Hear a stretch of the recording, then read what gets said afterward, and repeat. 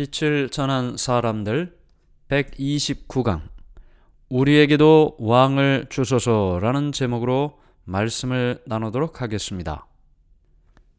이스라엘 사람들은 그 당시 다른 나라와는 달리 하나님께서 직접 그들을 통치하셨습니다.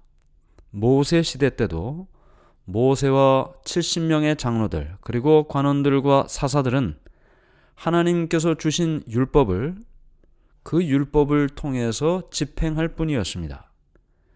하나님께서 직접 통치하시는 것이죠. 하나님의 율법을 통해서 통치하셨습니다. 그들은 국가의 법률을 제정할 권한이 없었습니다. 각 시대를 통해서 하나님께서 보내신 지도자, 그 사사들이 백성들을 가르치고 율법을 집행하도록 보냄을 받았습니다. 하나님께서는 이스라엘 사람들이 다른 나라들과 같이 왕을 요구하게 될 것을 미리 아셨습니다. 그러나 국가의 기초가 되는 원칙, 하나님께서 하나님의 율법을 토대로 통치하신다는 이 원칙을 변경하는 데 동의하지는 않으셨습니다. 왕은 지극히 높으신 하나님의 대리자가 되어야 합니다. 하나님께서 통치하시는 그 사람을 통하여 통치하시는 일이 되어야 하는 거지요. 이스라엘 사람들이 처음 가나안에 들어왔을 때 그때는 하나님께서 통치하는 신정 통치의 원칙을 따랐습니다. 그래서 온 백성들이 여호수아의 통치 하에서 번영을 누렸습니다. 여호수아는 왕이 아니죠. 하나님께서 그들의 왕입니다. 여호수아는 왕이신 하나님의 통치를 백성들에게 전달하는 전달자의 역할에 충실을 했습니다. 그런데 인구가 증가하고 가나안 땅에 정착해 살면서 다른 주변 민족들과 교류를 하면서 여러 변화가 나타나게 되었습니다. 주변 백성들은 다 우상 숭배에 빠져 있었고 또 그 사람들을 만나는 이스라엘 사람들은 그들의 습관을 모방하면서 살았습니다. 그러다 보니 하나님께 예배하고 하나님만을 섬기고 사는 그들의 많은 신앙을 희생하면서 살 수밖에 없었습니다. 세월이 지나면서 하나님께 대한 존경심도 잊어버리게 됐고 또 자녀의 자녀들은 그들이 하나님께서 택한 하나님의 백성이라는 사실을 자랑스럽게 존중히 여기지도 않았습니다. 오히려 이방 백성들이 화려하게 과시하는 그 군주들의 권력에 그들의 마음이 있었습니다. 그 당시 각 지파들 사이에는 서로 높고자 하는 마음 때문에 질투와 시기심이 많았습니다. 내부의 분쟁은 그들을 외부의 세력에 아주 연약한 사람들이 되도록 만들었습니다. 끊임없이 이방 백성들의 침략을 당했습니다. 그래서 이스라엘 백성들은 그들이 외방 세력, 그 원수들로부터 보호를 받기 위해서는 강력한 중앙정부 하에서 연합해야 된다는 사실을 믿게 됩니다. 그래서 그들은 하나님의 율법을 순종하는 지금까지의 삶이 아닌 하나님의 통치에서 벗어나서 강력한 군주, 강력한 왕이 필요하다는 사실을 생각하게 됐던 것입니다.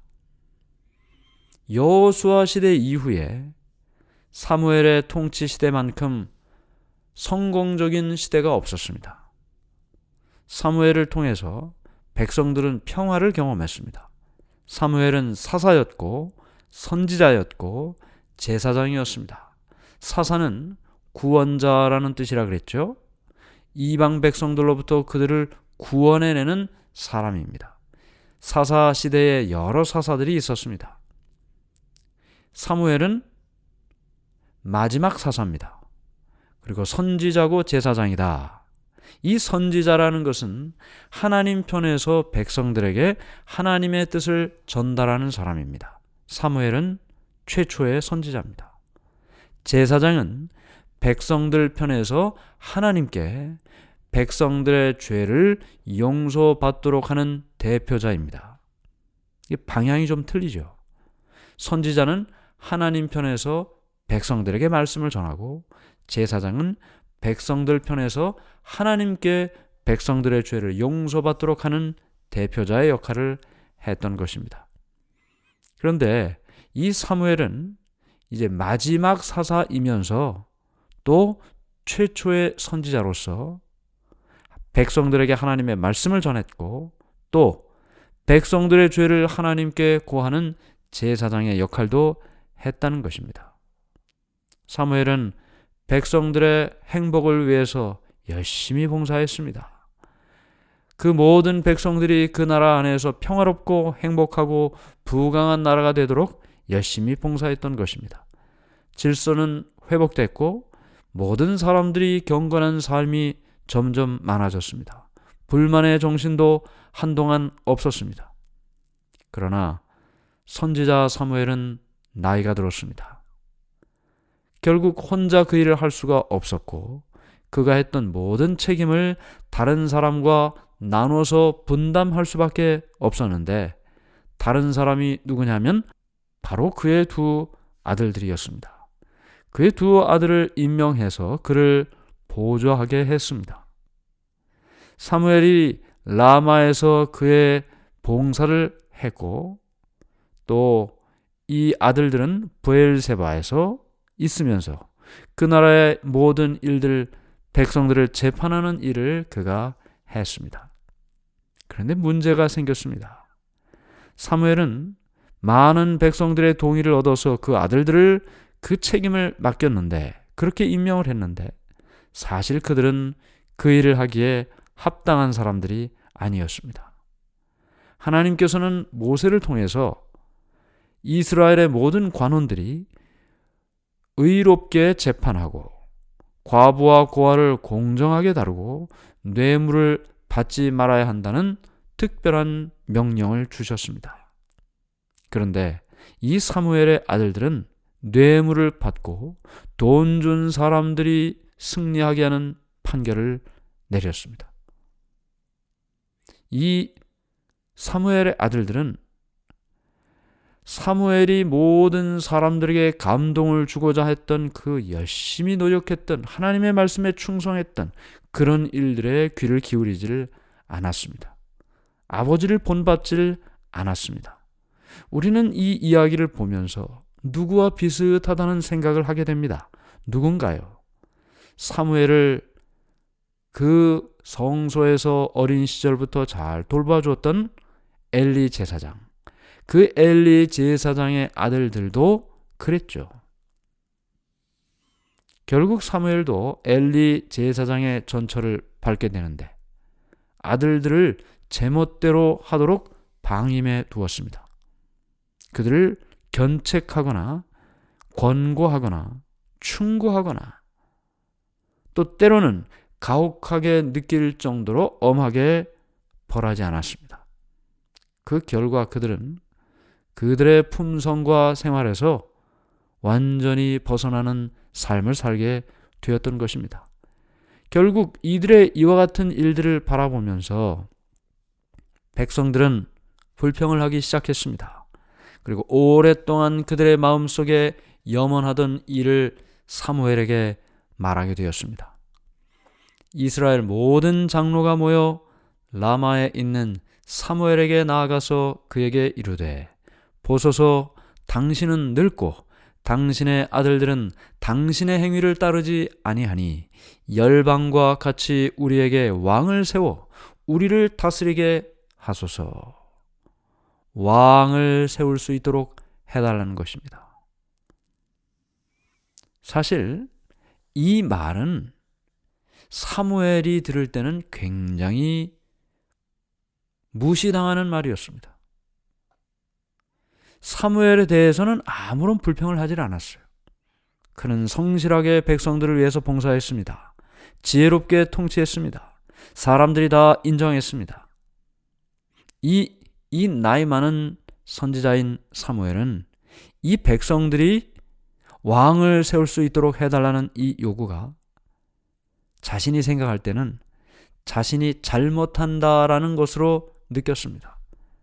당신이 잘못하니까 우리에게 왕이 필요합니다. 이렇게 들은 거예요. 그러나 이 모든 일을 위해서 그는 기도로 하나님께 나아갔습니다. 하나님께서 사무엘에게 말씀하셨습니다. 백성이 내게 한 말을 다 들으라. 그들이 너를 버림이 아니요 나를 버려 자기들의 왕이 되지 못하게 함이니라.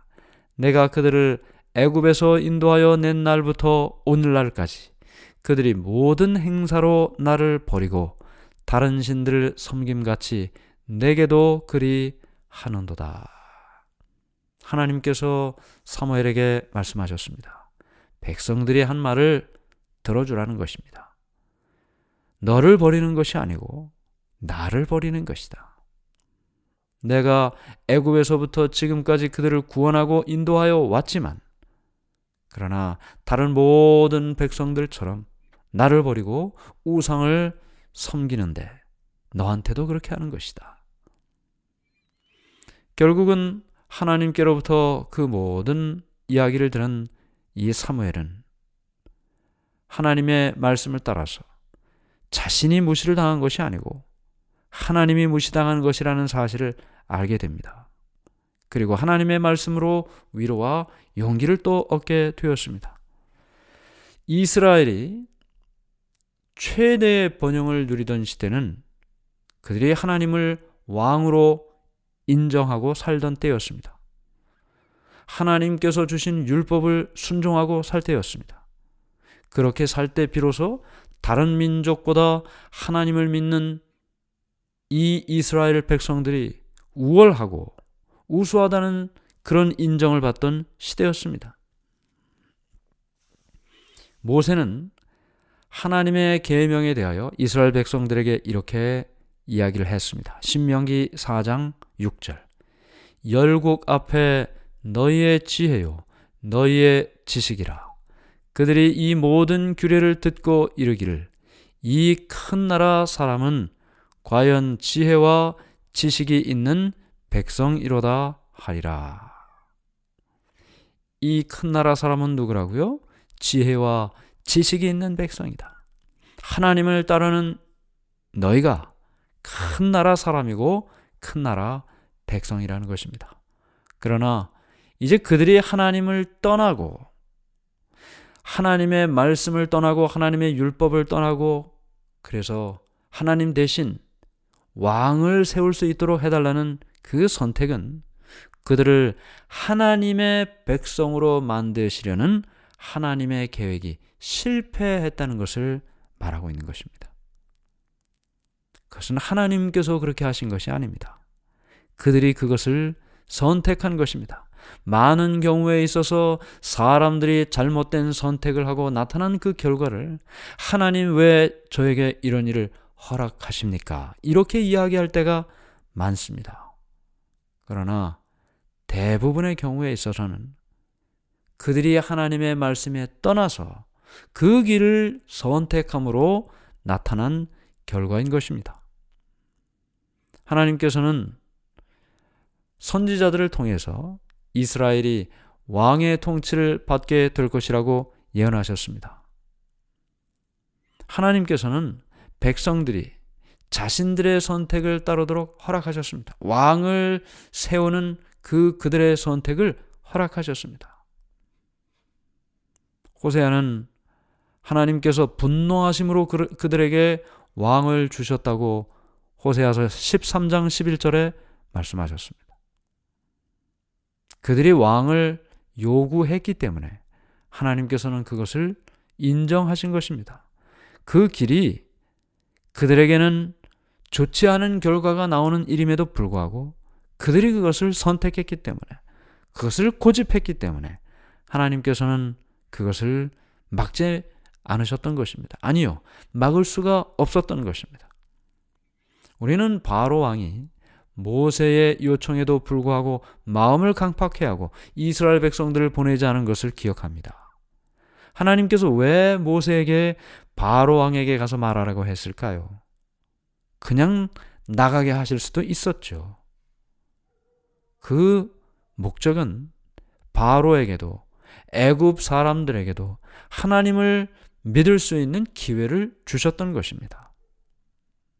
그러나 바로와 그 애굽 사람들은 하나님을 선택하지 않았습니다. 고집스럽게 자신의 선택을 고집함으로 그 결과를 받아들였습니다. 받아들일 수밖에 없었습니다. 왕을 선택하고 하나님을 떠나는 이스라엘의 경우도 마찬가지죠. 하나님께서는 하나님의 백성들이 하나님을 왕으로 인정하고 하나님만을 바라보기를 원하셨습니다.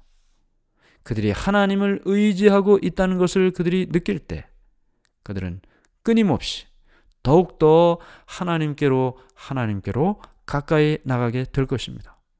그렇게 될 때 그들은 더욱더 성장할 것입니다. 더욱더 그들의 삶이 고상하게 될 것입니다.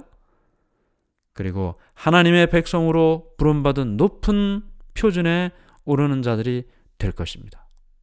그러나 그들이 원하는 대로 하나님이 아닌 한 사람을 왕으로 세우고 선택하는 순간 그들은 인간을 의지하고 하나님을 떠나는 삶을 살게 될 것입니다.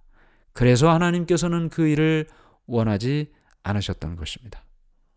오늘 우리는 이스라엘 백성들이 주위의 다른 사람들처럼 하나님이 아닌 왕을 세워 왕을 통해 통치를 받고자 하는 것을 선택하는 그 일을 보았습니다.